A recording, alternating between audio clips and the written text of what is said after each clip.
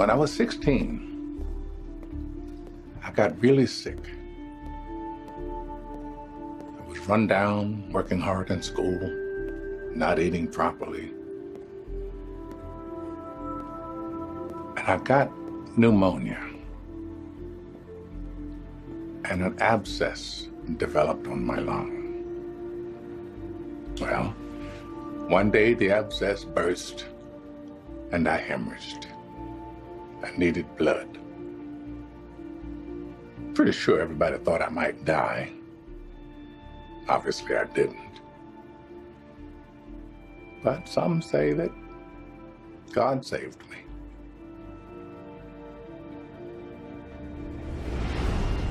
Believers think God communicates to us through miracles, that miracles are proof of the divine.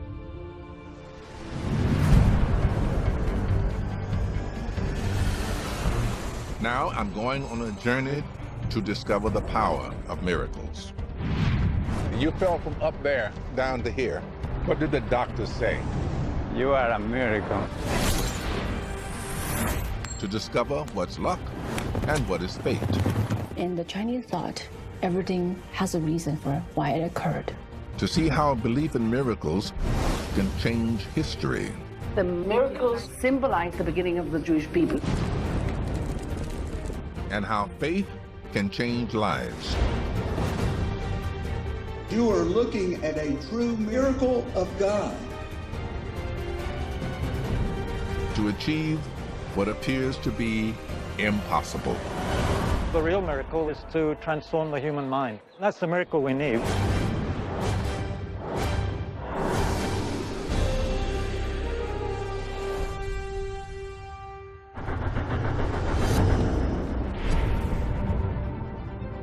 Most who believe in God believe God is watching over us every moment of every day, guiding us, saving us. To me, it has to be a miracle that he can look out for all 7 billion of us. So when I heard about Alcides Moreno, I had to come to New York and hear his story. So here we are. 8 years ago, Alcides came to work as a window washer at this 47-story tower in Manhattan. Tell me about it. What happened? And I wake up in the morning, take my car and commute from New Jersey and come to the building. You take the elevator. And go all the way to the top. The top is 47 stories up. Stairs, yes.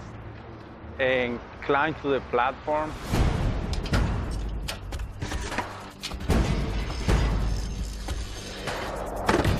Alcides had just begun to lower the platform when one of the 2 cables holding it snapped. I just grabbed the scaffold and I scroll up until another cable snapped.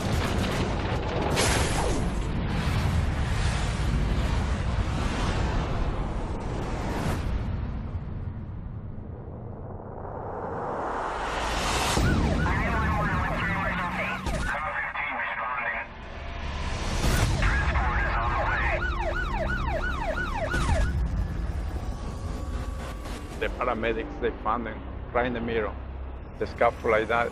Between the 2 buildings? Yeah, between 2. It was right in the middle. They picked me up from there. Alcides fell 47 stories, 500 feet.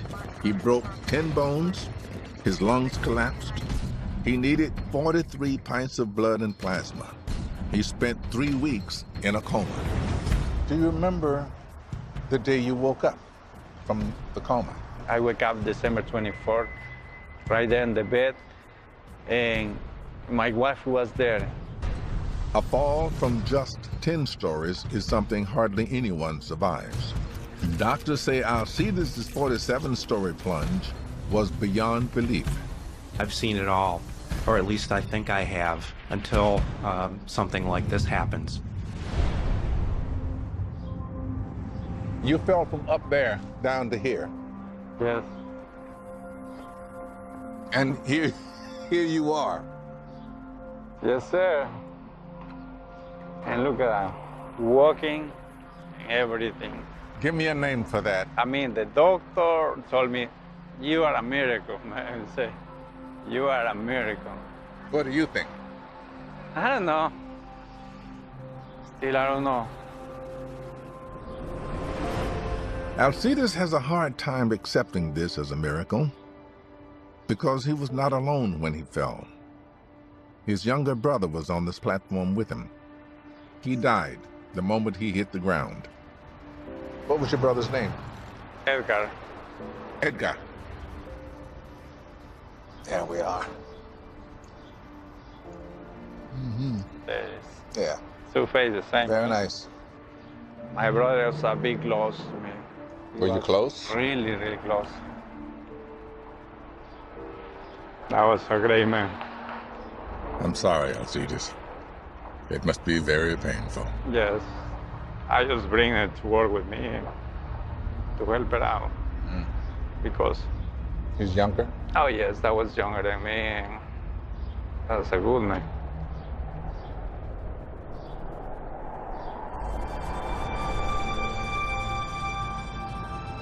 You think God saved you? I think so, yeah, I believe that. Yes. So that makes you the miracle. But at the same time, your brother was gone. The one you... Do you worry about that? Do you try to reconcile that? Try to figure out why him, Not me. not you? Why, yes. I ask him, why, what happened? Why? If it was me, I would wonder every day. God gave me a second chance, I mean, to keep going, though. To keep going on my life. And I'm still looking forward to find out what exactly I have to do.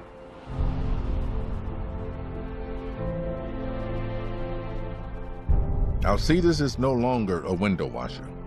He and his wife have a new life in Arizona, where they're raising their family. He's still trying to understand whether God has a plan for him. Why me? Does God have a purpose for me? Alcides wonders, why did I survive when my beloved brother did not? Why, I mean, is there some entity that makes that choice? Or do we live with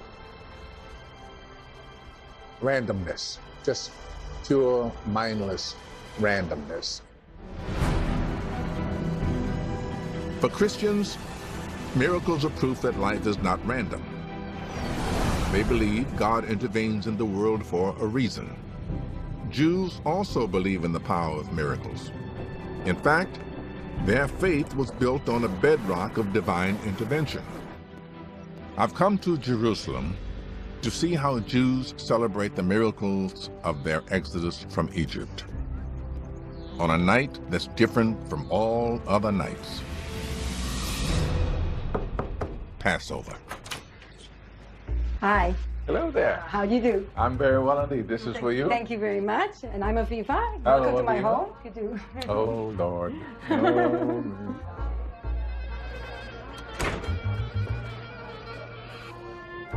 Rabbi Maya. Nice to meet you. How wonderful. Maya Leibovich is the first Israeli-born woman ever to become a rabbi. Yeah, I've known a few rabbis, never a lady. I hope you enjoyed the Seder, and we'll do our utmost to make it Food, I'll be okay. food. Food, yes. This is the charoset, and you get to taste it, and we're going to decide if you got to make it feel. It's got to make you feel as if you're getting drunk. Is it winey enough? To tell you the truth, I think it's enough. I think it's enough too.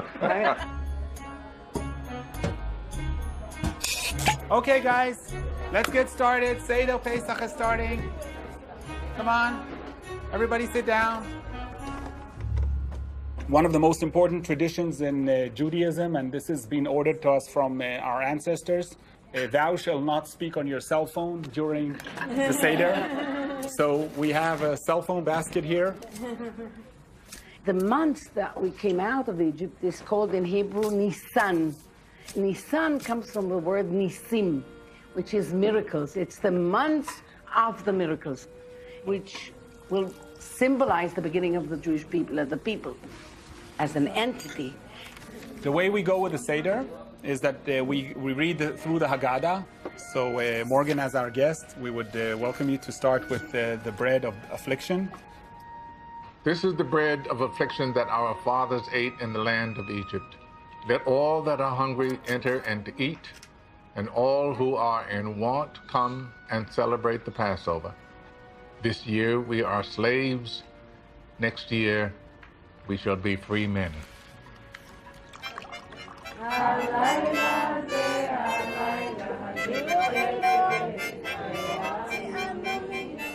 The Passover meal is a celebration of the bond Jews feel with God, and it's an occasion for children to understand the foundation of their faith.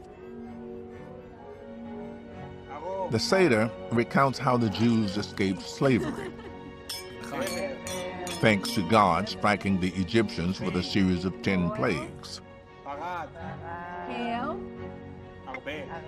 So, Rabbi, Yes. why Passover? What does the word itself refer to? When God brought upon Egypt the 10th plague of killing the firstborn, he told the Israelites to put blood on the thresholds of their homes. And the angel of death passed over the homes of the Hebrews and only took the firstborn of the Egyptians. Many Jews believe God's sparing of their children was proof they were his chosen people. But this was not the only divine sign. The miracle of getting out of Egypt was followed by the miracle of splitting of the sea. God made two miracles. One was splitting the sea before the Hebrews and then closing it before the Egyptians. So God wants us to remember the Egyptians are just his sons as we are. So by putting drops of wine on our plates, we're actually putting drops of sorrow that God had lost so many of his children while saving the others. This acknowledgement that the Exodus miracles didn't benefit everyone reminds me of Alcides Moreno. Divine will is not easy to understand.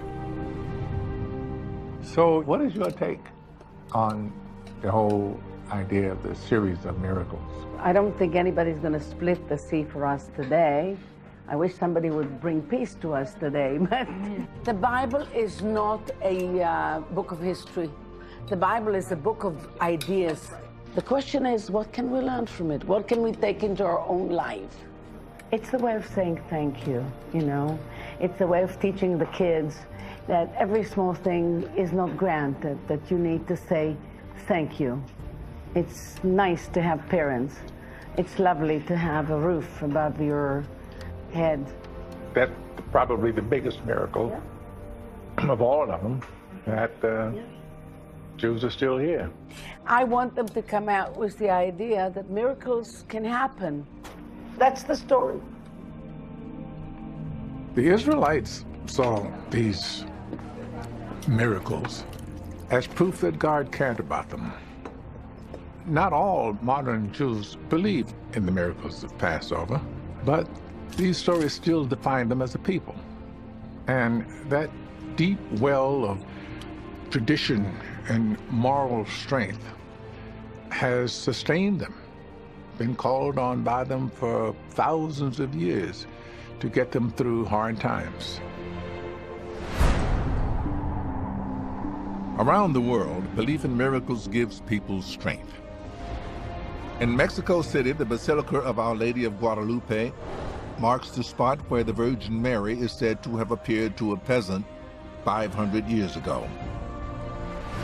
In Hong Kong, Buddhist pilgrims flock to the statue of Guan Yin, who they hope will grant them medical cures, a spouse, or good grades. And in Rome, miracles can turn ordinary people into saints.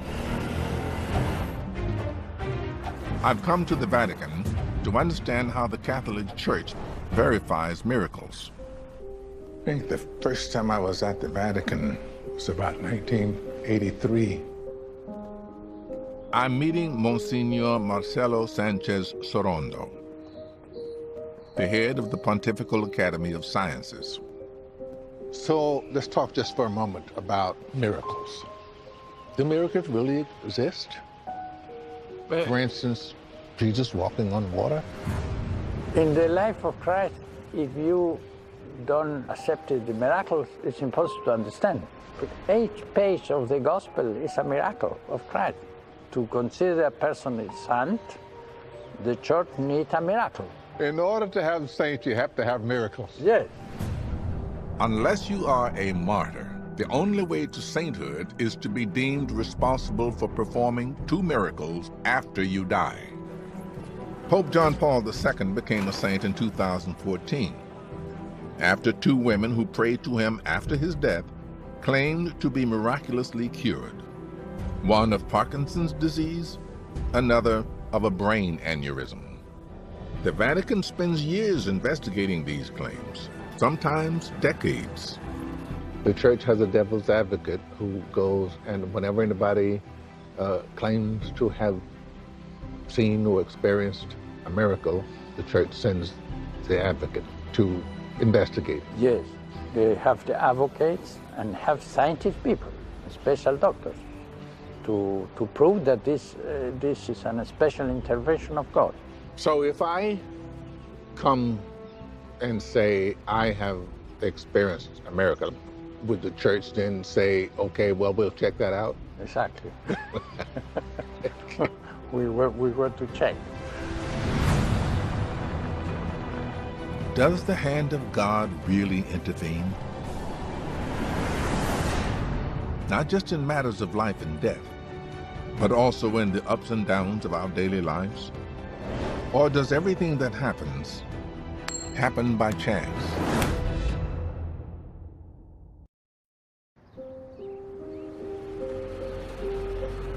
What, if anything, governs the seemingly random moments that change our lives and send us into different directions?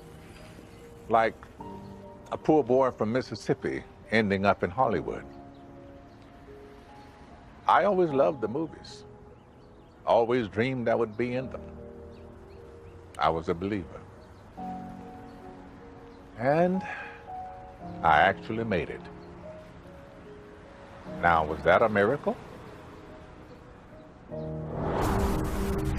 Most of us have a turning point in our lives. A pivotal moment where you wondered, how did this happen? Mine was 1989. I made 3 films, Lean on Me, Driving Miss Daisy, and Glory. Did I make it happen? Was someone up there calling the shots? Or was I lucky? To try to understand this, I've arranged to meet a psychology professor who thinks we often mistake random chance for miracles.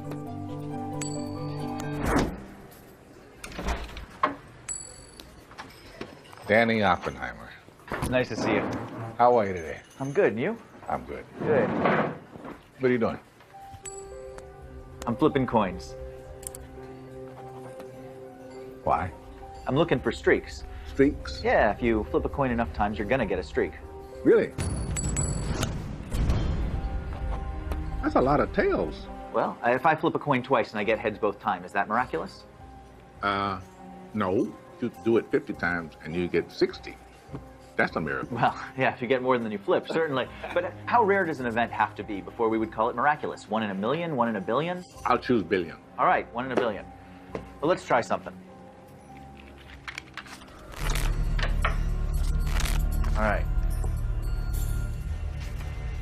Jack of diamonds, 6 of spades, king of spades, 2 of hearts, 7 of diamonds, and ace of spades.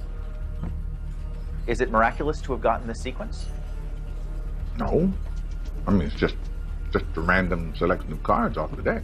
Well, right, but this particular sequence, starting with the jack, and then getting the 6 of spades, and then king of spades, it only happens 1 in about 14 billion times you draw 6 cards. So it's pretty miraculous by your 1 in a billion standard. So you're telling me that this is miraculous? Well, no, as you said before, it's just a random set of cards. What if it was first 6 digits of your social security number? What if it were the last 6 digits of your social security number? The first 6 digits of your phone number? Sometimes it's not actually miraculous. Sometimes it's just probability playing its tricks on you.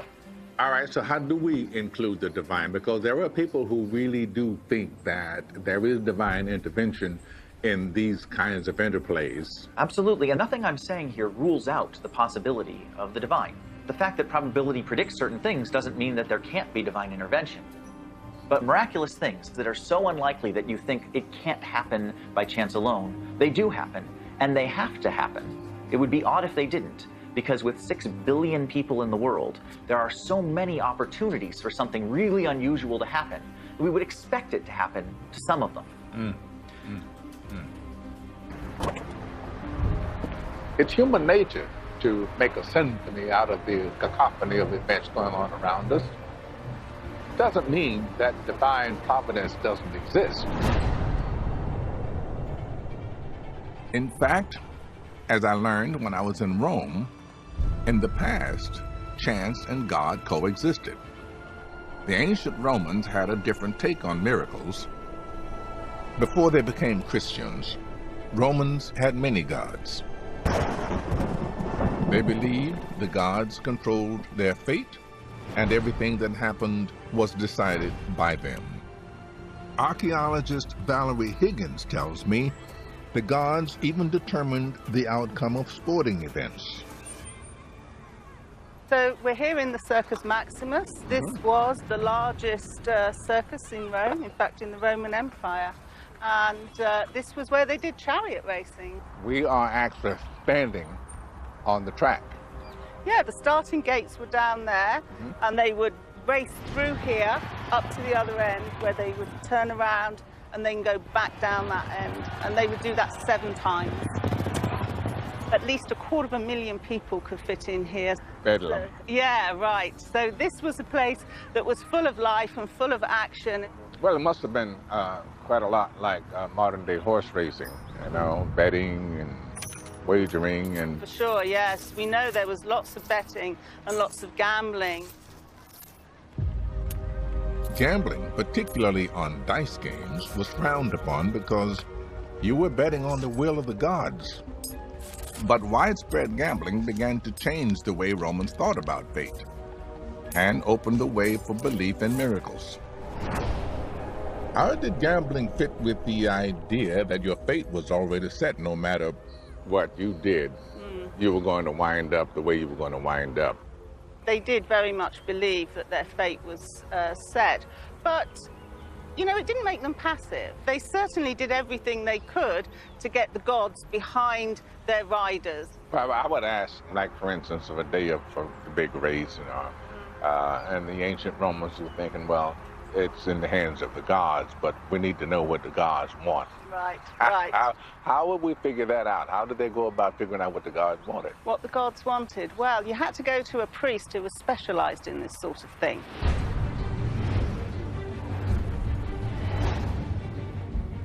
Just around the corner from the racetrack, hidden in an alleyway and down in a basement, Valerie takes me to see the remains of a temple that dates back to the 3rd century, a place where Romans may have tried to twist the will of the gods. This is spectacular. Yes, it is. What we're coming into now is a Mithraeum. Mithraeum? Yeah, that's right. It's a special kind of ritual space for the cult of Mithras. He's the god. He's killing the bull. Mithras was a god for men, tough men, soldiers, powerful businessmen. So we're here in this Mithraeum, which is kind of like the original man cave. We know they did a lot of feasting. Would there be any of the priests down here? There would be priests down here, yes, I think, for sure, who would be overseeing the feasting, because it was quite essential that you did the ritual, you know, correctly to ensure that your team was going to be successful in the Circus Maximus. So here we are down here, and we're doing all of the rituals, and so are we really trusting the fates to take care of what we want taken care of, or do we do a little... No, that doesn't stop you giving fate a helping hand. Certainly we know there was a lot of cheating that went on in the Circus Maximus. No. Oh, I'm afraid so. They did everything they could to make things work, to make them successful, and they certainly weren't above cheating. The fact that you were allowing the gods to decide your fate didn't mean that you couldn't help them along. If you could, help them. Yeah, you know, because their idea is that the god works for you. And that's in every aspect of your life, including, of course, your team racing in the Circus Maximus. Yeah. The Romans don't have faith. They just follow the rituals. They have fates. They had fates, quite right. They had fates, not faith. That H makes a big difference. The ancient Romans believed that if you were good to the gods, they would be good to you. Every single event, from winning a chariot race to rolling of the dice, could be the result of divine intervention, a minor miracle.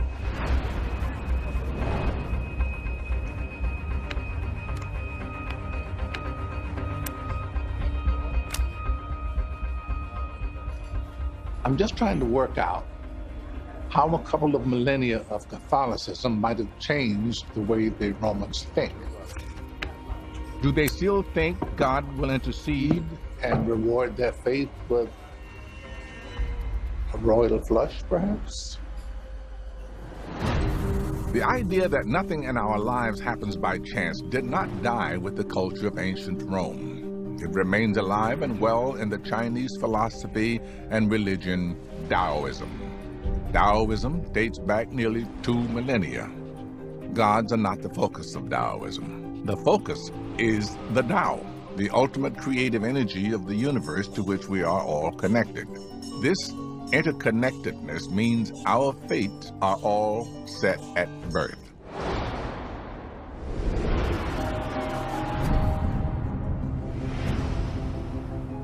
So, do Taoists believe miracles are possible? To find out, I'm heading to the heart of the Chinese community in Los Angeles to meet a 4th-generation Taoist fate calculator named Jenny Liu. Jenny Liu? Morgan Freeman. Yes, ma'am. Nice to meet you. Thank you. Come on in, please. Thank you. So, did you do my life chart? I did. We have you here as June 1st, so 6/1/1937, 2 a.m. Is that correct? Yeah. Your life map lets us know where over 120 stars are located at your time of birth. These stars configure a certain type of energy field that can impact the quality and success of your life. So in Chinese, we don't call this astrology, actually. We call it fate calculation.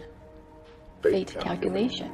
Covers your life in 10-year periods. You can see from age 6 to 15 is 1, 16 to 25, and so on and so forth. So what's now between 76 and 85? Right now, you're in your friendship sector.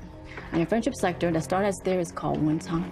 This star represents scholars, learned people. These are the people that you want to surround yourselves with. So far, so good. So far, so good.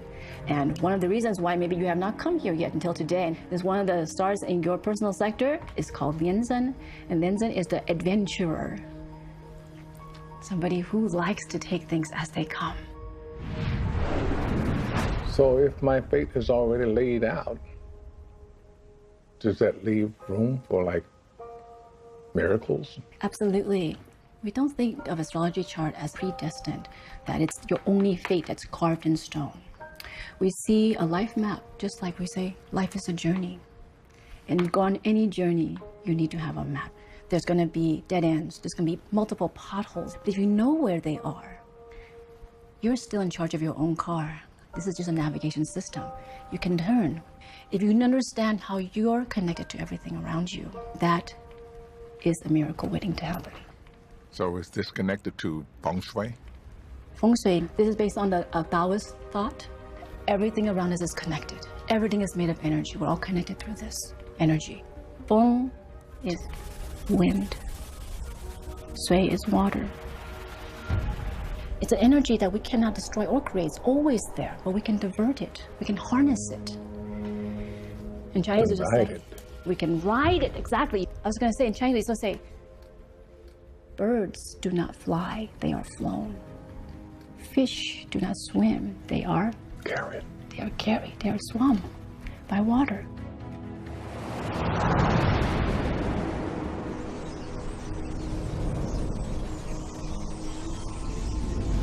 We always think, particularly in Christianity, that a miracle is a result of divine intervention. In the Chinese thought, everything is connected. Everything has a reason for why it occurred. Thank you. Thank you. Feng shui. Wind, water. Birds don't fly, they ride the wind. Fish don't swim, they're carried. Everything that happens to us is a result of all the things that we are connected to. What we call divine intervention is merely connections we weren't aware of. Makes me wonder if we shouldn't maybe stop trying so hard to control our lives and learn to ride the wave of life. Our lives are filled with unexpected twists and turns. Some believe there's nothing beyond randomness. Others say we're propelled by the will of God or the energy of the universe. Both those beliefs could make the difference between life and death, because the human mind could have a hidden power to unleash a miracle.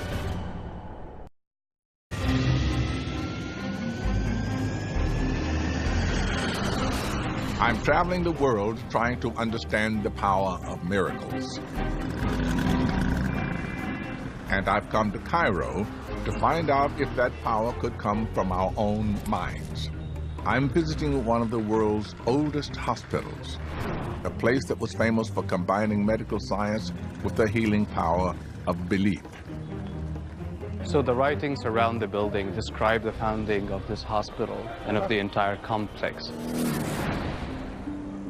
Harvard historian of Islam and physician Ahmed Ragab has brought me to the Qalawun complex, which first opened its doors around 1285 AD. This would be the entrance through which patients would normally walk. Wow. This is a dramatic change from outside? This is actually by design. When you walk into this corridor, from the outside, the sunny and the dirty street, and it's very noisy. You walk in here, it's a dark, calm, and shaded corridor.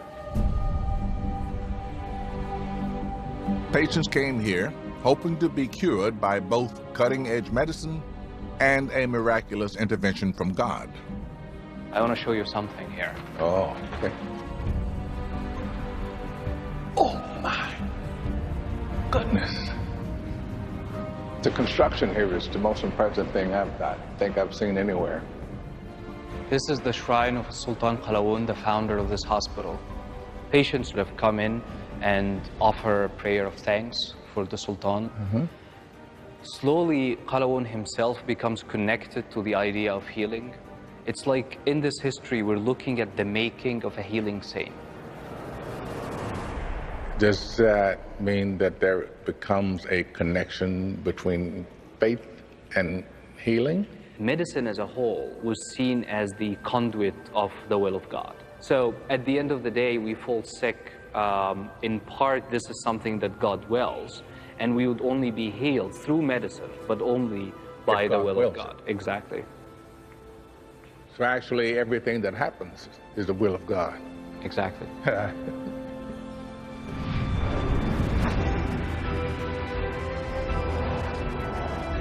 Centuries ago, Muslims believed faith and medicine worked hand in hand. But can belief in divine intervention actually help medicine heal us today?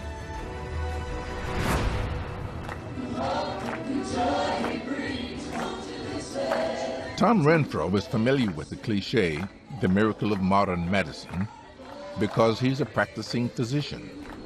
But he also believes in divine miracles, and that one happened to him.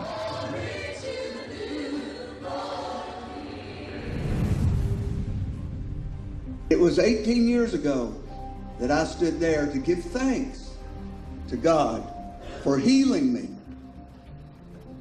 And what I told you at that time was you are looking at a true miracle of God. The hunt for miracle stories has brought Indiana University scholar Candy Gunter Brown to Norton, Virginia, to meet Tom. She's studying whether faith and prayer can actually improve medical outcomes. The question that really interests me is what happens when people pray for healing? Well, Candy, it was in 1996, in the fall of that year, that I found a nodule on the back of my neck. Later on that fall, I found more nodules under my arm, and I sought medical attention, and the biopsy under my arm showed that I had an unusual form of lymphoma called mantle cell lymphoma. The prognosis was very poor, and they gave me months to live and basically told me, enjoy what time you have left. And the goal is to hopefully keep me alive through Christmas. I was a physician. I knew the objective evidence that was there. I was in multi-organ failure. I had a disease that there was no medicine or cure for that would wipe this disease out. Instead of despair, the Lord wants us to remember, I have brought you all this way. I'm not going to leave you here by yourself. Did you have medical treatments? No, I did not have medical treatments, not at that time. The tumors continued to progress, and as they progressed, the people came together more and more intense with prayer. Our pastor organized a weekend prayer to where people would come and pray, perhaps even all night, and it was a remarkable time. By now, the tumors were the size of apples on my neck. My arms stuck out because of the massive adenopathy under my arms. My abdomen was expanding. I was dying. The Lord actually spoke to me and said, now's the time to go to the hospital. Chemotherapy typically only delays the progress of mantle cell lymphoma. It's not a cure. So they started an infusion, and it was like the rock that David threw at Goliath. Before the infusion even completed, there was something that changed in me physically. The tumors, they became like a Nerf ball, like a sponge, and very soft. And they started disappearing in front of your eyes. And all this massive adenopathy just disappeared over the next 24, 48 hours. It was gone. Do you ever wonder, did the chemotherapy just work better than the doctors expected it to work? The chemotherapy, it wasn't designed to cure. No one expected the tumors to utterly start disappearing or melting. I should have died multiple times during this illness, from pulmonary embolisms, from pneumonia, from renal failure. But I had faith. I had people that poured their words into me to encourage me.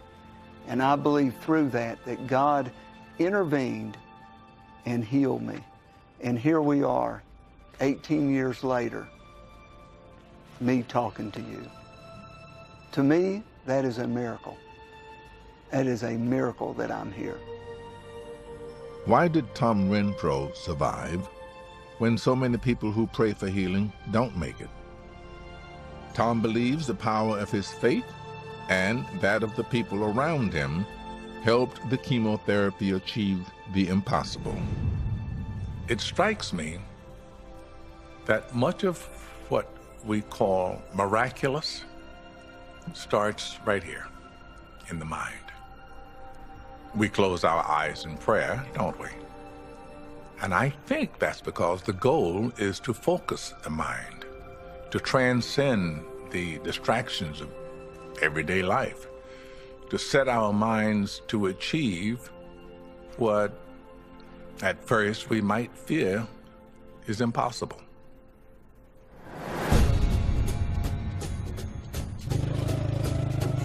I've come to India to explore a religion that believes we all have the mental power to perform miracles. This is the Mahabodhi Temple in Bodh Gaya. According to Buddhist tradition, 2,500 years ago, a man named Siddhartha Gautama came to the realization that the human mind had immense untapped powers. In doing so, he founded an entirely new religion, Buddhism. And tradition says he did it right here under this tree.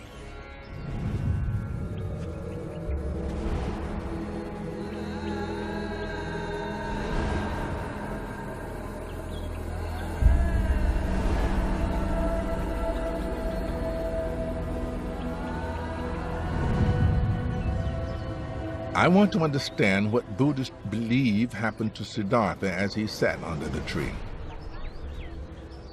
Tibetan monk Losang Tenpa has promised to help me find out. So, That's I'm glad you could come. Oh, me too. So this is our holiest spot where the Buddha attained awakening. Losang tells me he'll get me to understand the miracle of the Buddha's enlightenment, and he'll do it by challenging my mind to get me to see the light myself. So what do you know about What about Buddha? What do they teach you in America? I learned that he was of noble birth, and he grew up very, very sheltered, and he said that. And then one day he wandered out of the compound. That's right. And began to see The life real world. as it really was. Yep. Why did he do that? That's the question you're going to answer. Well, how would you like it if your father had decided as soon as you were born that this baby of mine's going to be the king? So I've got to keep him in this palace, surrounded by beautiful sense objects, flowers that never droop, beautiful young ladies who never look old. Sounds perfect. Isn't that perfect? It Yeah. sounds- But sounds this guy really wasn't good. satisfied with that. Buddha left the palace, right? Yes. And do you know what he saw when he left the palace? Well, as I understand it, he saw suffering. He saw real life. In what form? In what form? Well, there were old people, cripples, Yeah. beggars, Yeah. people who had nothing, people who were hungry. Yeah, it's The like sick a, person, it's like an eye opener. It's like a wow. He saw death. Yeah. His he saw father, death too. his father didn't want him to see death. It made him think so strongly, he felt, I've got to leave this place and gotta- find out what is the cause of this. Why do people suffer? Siddhartha roamed for 6 years, seeking to understand the cause of suffering, until he finally came to the shade of a ficus tree, and decided that he would stay right on that spot, focusing his mind until he discovered how to end human suffering.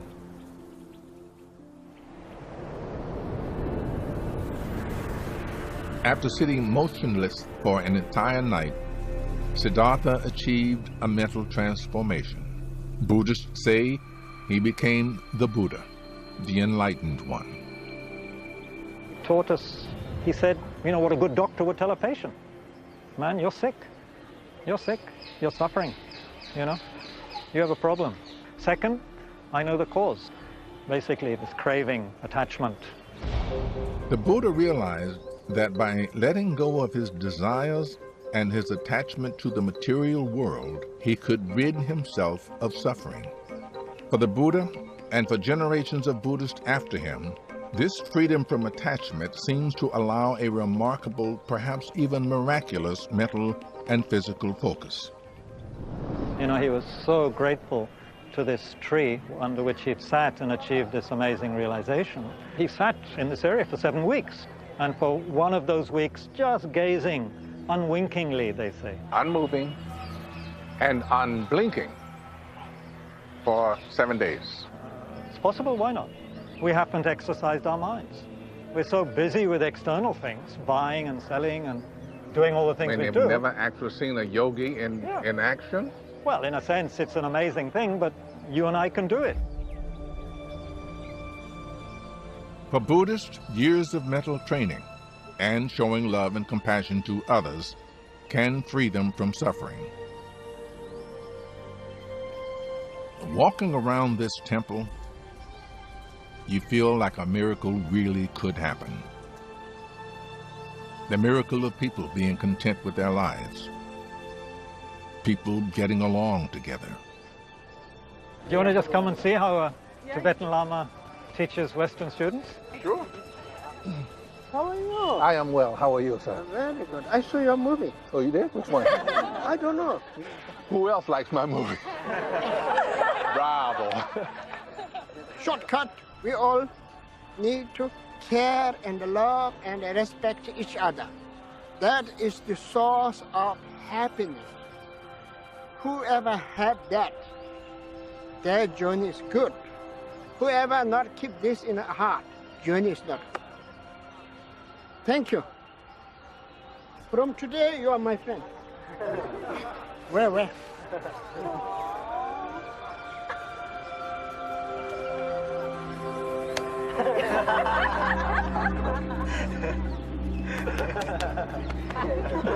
Okay, see you. I like you. I like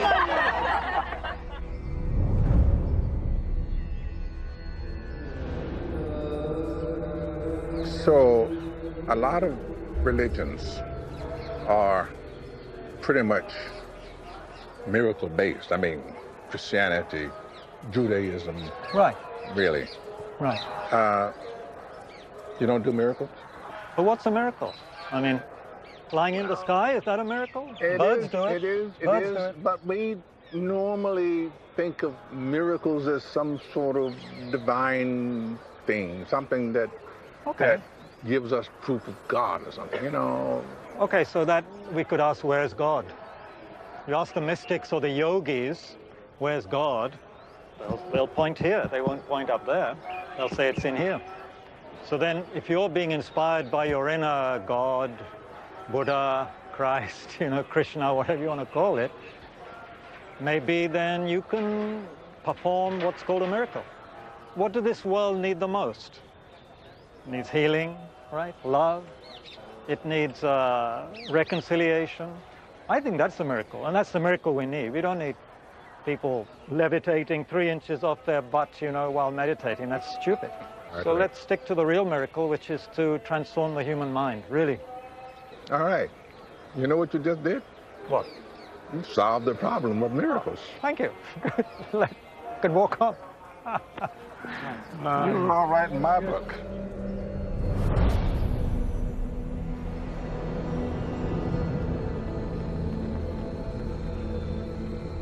It's ironic that a man who wanted us to tap into the power that we all have within ourselves is thought of as some sort of divine being.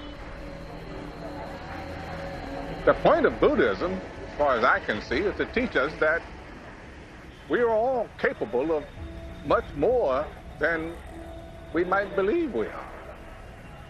We just concentrate on it, just put our minds to it. I used to struggle to make sense of miracle stories. How oceans could be parted, how it was possible to walk on water. But I think I was missing the point. To believe in miracles is to believe there is more to life than meets the eye. To accept there could be something that connects us, unites us. So many souls pass through this world. And as our paths cross, miraculous things can and do happen. People get the breaks they always wanted. People inspire one another. People fall in love. And whether these events are orchestrated by the hand of God, the power of the mind, or just a 1 in a million chance, I believe we should believe in miracles. Because miracles, however you define them, help us to, well, they give us hope. They drive us to create reality out of possibility.